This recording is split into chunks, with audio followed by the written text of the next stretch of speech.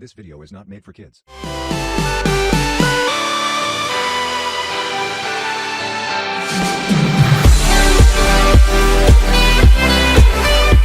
Hello and welcome everyone. आज हम लोग पढ़ने वाले हैं कर चले हम फिदा।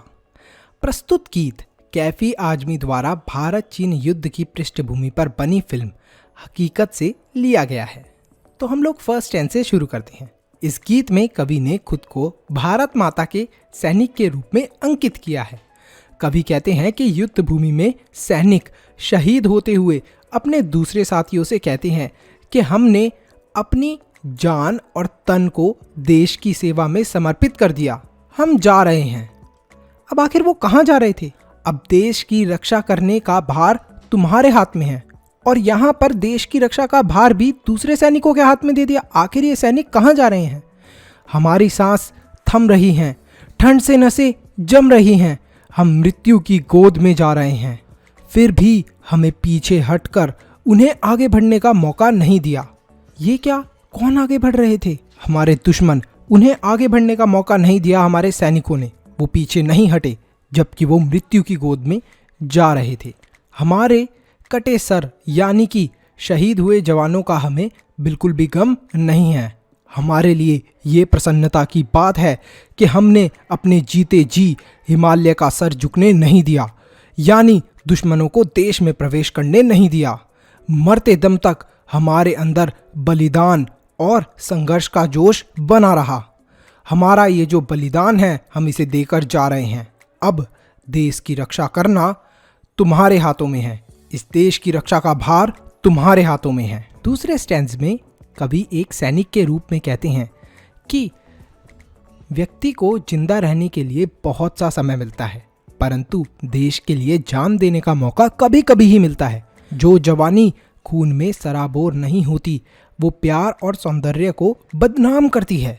सैनिक अपने साथियों को संबोधित करते हुए कहते हैं कि आज धरती दुल्हन बनी हुई है, यानी हमारी आन बान और शान का प्रतीक है, इसलिए इसकी रक्षा करना हमारा कर्तव्य है।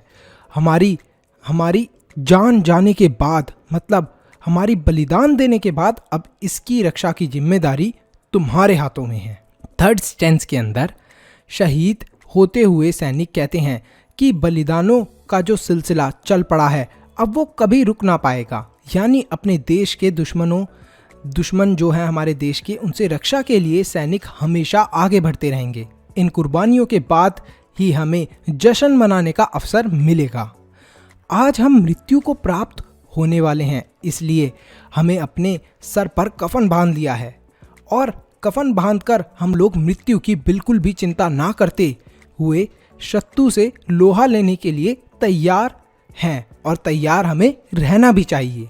अब हमारे जाने के बाद इस देश की रक्षा की जिम्मेदारी तुम्हारे हाथ में है। फोर्थ स्टेंज में सैनिक अपने बलिदान से पहले अपने साथियों से कहते हैं, आओ हम अपने खून से धरती पर लकीर खींच दें, जिसके पार जाने की कोई भी रावण रूपी शत्रु हिम्मत ना कर पाए। भारत माता को सीता समान बताते हुए कहते हैं, अगर कोई भी हाथ भारत माता की आंचल छूने का दुस्साहस करेगा तो उसे तोड़ दो। भारत माता के सम्मान को किसी भी तरह ठेस न पहुंचे। जिस तरह राम और लक्ष्मण ने सीता की रक्षा के लिए पापी रावण का नाश किया, उसी तरह तुम भी शत्रुओं को पराजित कर भारत माता की सुरक्षा करो। अब ये वतन की जिम्मेदारी तुम्हारे हाथों में है। तो यहीं पर जो हमारा चैप्टर है वो खत्म होता है। आई होप स्टूडेंट्स आपको ये चैप्टर बहुत अच्छा लगा हो। मुझे तो ये बहुत ही अच्छा लगा। तो नेक्स्ट चैप्टर की आप वीडियोस देख सकते हैं, आपको दिख रहा होगा स्क्रीन के ऊपर। प्लेलिस्ट में जाके भी आप देख सकते हैं। See you in the next video. इस वीडियो को यहाँ तक देख लिया है तो फटाफट लाइक करो, चैनल को सब्सक्राइब करो और कमेंट करो अपना बेस्ट पार्ट। इसी के साथ साथ वीडियो को शेयर करना मत भूलना।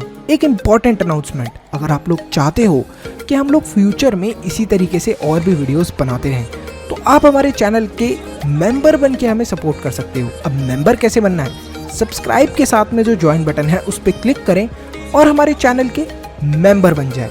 तो आप हमें सपोर्ट कर रहे हैं डायरेक्टली कि हम आगे फ्यूचर में ऐसे ही वीडियोस लाते रहें।